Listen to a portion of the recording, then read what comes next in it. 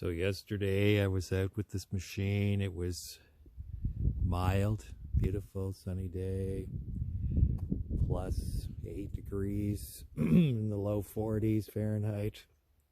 Last night it went crazy and got to minus 18, which maybe around 0 Fahrenheit. And I was running this machine yesterday and the snow was nice and slush, you know, fluffy and whatever, starting to melt like snowball snow. Last night, flash freeze, and underneath the track, it's like super frozen. And even on the sled, it's probably frozen down there.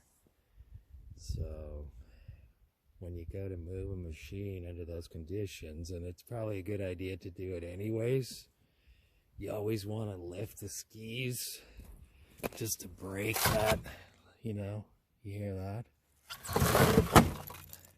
Break the separation with the ice.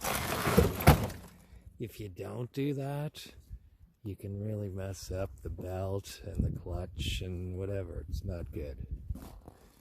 So jump up and down on it, try to lift up the track, the back end. It's a little tough. Give the sleigh a kick, get it unstuck. Like that. And then you're good to go. On this machine, when you go to start it, key on. There's no battery in there right now, but whatever. Primer, a couple of good shots.